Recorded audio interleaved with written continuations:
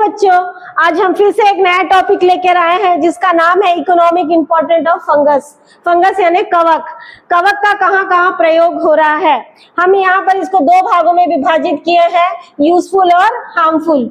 Useful मतलब जहाँ हम इसका प्रयोग बेनिफिट के रूप में हम कर सकते हैं। तो पहला बेनिफिट कहाँ हो रहा है बेटा?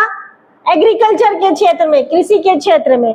दूसरा बेनिफिट कहाँ हो रहा है? फूड सोर्स, यानी कि कवक का हम प्रयोग भोजन के रूप में करते हैं। तीसरा प्रयोग हम फूड इंडस्ट्री में करते हैं।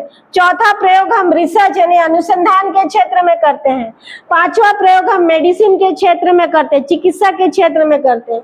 छठा प्रयोग हम सिम्बायोटिक एसोसिएशन में करते हैं। सिम्बायोटिक एसोसिएशन मतलब सहजीविता के रूप में हम फंगस का उसका बेनिफिट लेते हैं। और हार्मफुल एस्पेक्ट में देखिए, ये जो फंगस है हमारे प्लांट और एनिमल्स को या ह्यूमन को काफी डिजीज कॉज करता है। और ये फंगस है हमारे फूड मटेरियल को स्पॉइल करता है, स्पॉइल यानी डैमेज करता है। नेक्स्ट स्लाइड में देखते हैं ये एग्रीकल्चर के क्षेत्र में इसका प्रयोग कैसा हो रहा है। फर्स्ट बेनिफिट है ट्राइकोडर्मा विरिडी। ट्राइकोडर्मा विरिडी क्या होता है? कृषि के क्षेत्र में सबसे ज्यादा उपयोग होता है। कृषक क्या करते हैं? बीज को बोने से पहले इसका उपयोग करते हैं, उसका ट्राइकोडर्मा विरिडी से उपचारित करते हैं। तो ट्राइकोडर्मा क्या करता है? ये सॉइल बॉर्न डिजीज को रोकता है, मृदा से उत्पन्न होने वाले रोगों से रोकता है बीज, और प्लांट हेल्दी होता है। और माइकोराइजा, सेकंड माइकोराइजा क्या करता है? माइकोराइजा मतलब myco means fungus, rhiza means root, दोनों का सिम्बायोटिक एसोसिएशन है। ये जड़ को मिनरल्स और वाटर को अवशोषित करने में मदद करता है। तीसरा प्रयोग हम एग्रीकल्चर के क्षेत्र में देखते हैं जिब्रेलिन। जिब्रेलिन एक प्रकार का ग्रोथ हार्मोन है। क्या है? Plant growth hormone. ये सबसे पहले जिब्रीला फ्यूजिकोरी से निकाला गया था, एक प्रकार का फंगस है। ये जापानीज लोग निकाले थे और ये सबसे पहला प्लांट ग्रोथ हार्मोन माना जा सकता है। ये प्लांट के ग्रोथ के लिए रिस्पॉन्सिबल है। चौथा प्रयोग क्या है फंगस का? जिस मृदा में फंगस रहेगा वहां पर मृदा में जल का धारण क्षमता अधिक होगा, यानी कि ये सॉइल में मॉइस्चर कंटेंट को, मॉइस्चर यानी नमी को बना के रखता है। पांचवा प्रयोग है ये मृदा में बायोजियो केमिकल साइकिल को मेंटेन करता है। ये एग्रीकल्चर के क्षेत्र में इसका उपयोग हो रहा है। नेक्स्ट हम देख रहे हैं फूड सोर्स। फूड यानी खाद्य के रूप में हम इसको भोजन के रूप में यूज करते हैं।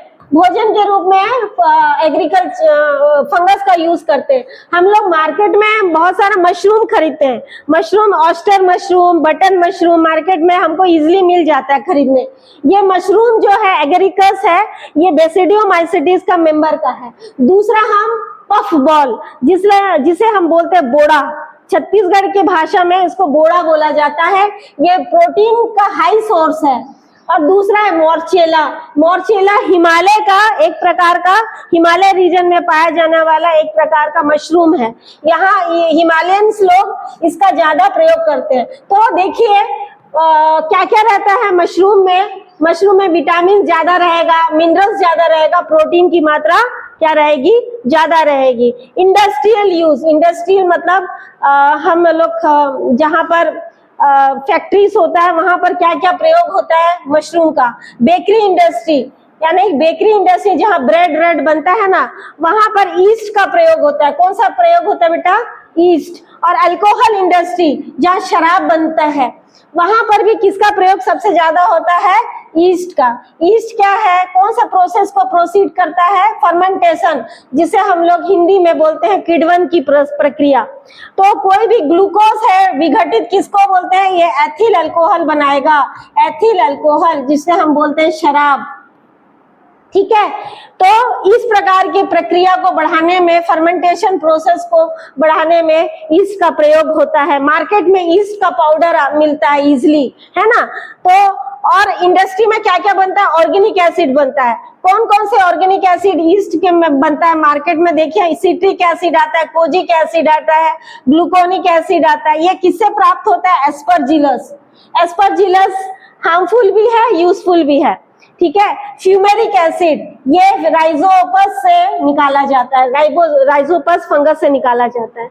कुछ इंडस्ट्री में एंजाइम बनाया जाता है। एंजाइम जो है कहाँ से मिलता है, देखो कौन कौन सा एंजाइम हमारे प्रयोग में आता है, एमाइलेज है, ईस्ट से हम जाइमेज और इन्वर्टेज निकालते हैं और एस्परजिलस से एमाइलेज निकालते हैं, ठीक है, ये एंजाइम प्राप्त करते हैं। नेक्स्ट स्लाइड में देखते हैं मेडिसिन के क्षेत्र में फंगस का यूज हो रहा है। देखिए पेनिसिलिन, पेनिसिलिन जो है एंटीबायोटिक है, जो पेनिसिलियम नोटेटम, ये सबसे पहला पेनिसिलियम 1928 में अलेक्जेंडर फ्लेमिंग से निकाला गया था। तो यह सबसे पहला एंटीबायोटिक है जो पेनिसिलिन के रूप में हम लोग मेडिसिन के क्षेत्र में फंगस से प्राप्त किए। दूसरा है सिट्रिनिन, सिट्रिनिन जो एंटीबायोटिक है ये पेनिसिलियम सिट्रिनम से निकाला जाता है, ठीक है। और तीसरा मतलब एक प्रकार का मेडिसिन है इफेड्रिन, इफेड्रिन का कहाँ पर प्रयोग होता है, अस्थमा के पेशेंट में प्रयोग होता है। ये कैसे प्राप्त करें, इफेड्रा जो है इफेड्रिन इफेड्रा प्लांट से निकालते हैं। इफेड्रा, इफेड्रा कौन सा प्लांट है, जिम्नोस्पर्म प्लांट है, जिम्नोस्पर्मिक प्लांट है, मगर इफेड्रा जो है आसानी से नहीं मिलता है, तो इसलिए इसको ईस्ट और बेंजेल्डिहाइड से प्राप्त किया जाता है।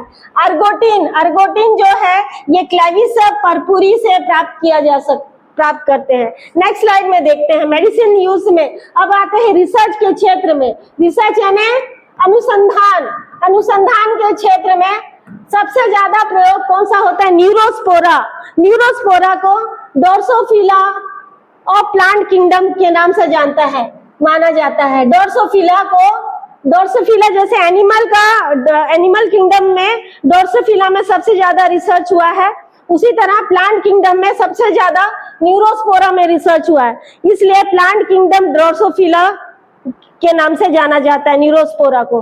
हार्मफुल इफेक्ट, हार्मफुल यानी हानिकारक, हानिकारक में हम लोग क्या क्या देख रहे हैं, क्या एमेनिटा, एमेनिटा, एमेनिटा एक पॉइजनस फंगस है, इसको खाने से ह्यूमन का डेथ हो जाता है। ये कलरफुल रूप में मिलता है। स्पॉइलेज ऑफ फूड, स्पॉइलेज मतलब भोजन पदार्थ को क्या करते हैं, डैमेज करता है। ये कौन कौन से भोजन पदार्थ को डैमेज करने वाला फंगस है, राइजोपस है। आप लोग ब्रेड में काला काला देखते हैं ना, वो राइजोपस से होता है।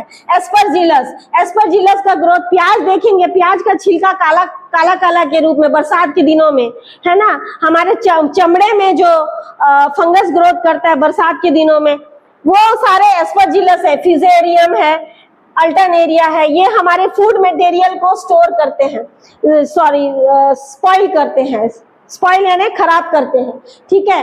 कुछ लकड़ी होते हैं, लकड़ी को हम लोग इंग्लिश में क्या बोलते हैं, वुड, वुड जो है एमेलेरिया, हनी फंगस के द्वारा डैमेज होता है।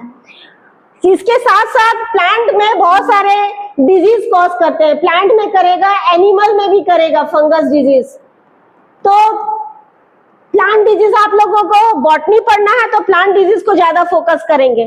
तो red rot of sugarcane colletotrichum से होता है, late blight of potato phytophthora infestans से होता है, रस्ट ऑफ वीट किससे होता है, पक्सेनिया से होता है, स्मट ऑफ वीट किससे होता है, अस्टिलेगो से होता है, व्हाइट रस्ट किससे होता है, एल्बुगो से होता है, फंगस है।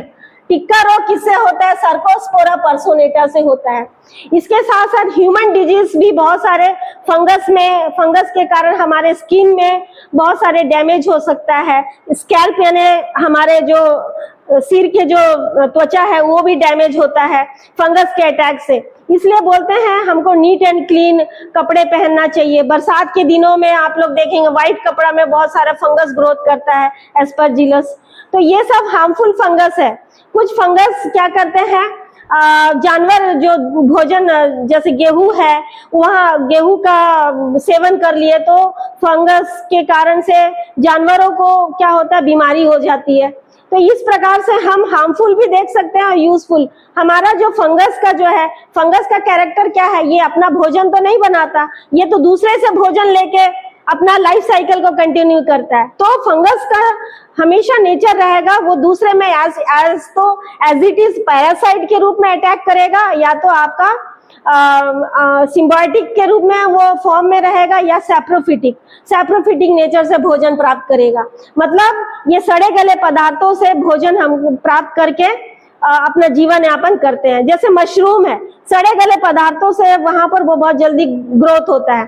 ठीक है, तो मैं आशा करती हूँ कि आप लोगों को ये टॉपिक अच्छे से समझ में आया। एग्जामिनेशन पॉइंट ऑफ व्यू से आप पूरे मतलब ये टॉपिक से क्लियर हो गए होंगे कि किस प्रकार हम फंगस का यूज और हार्मफुल इफेक्ट देख सकते हैं। तो धन्यवाद।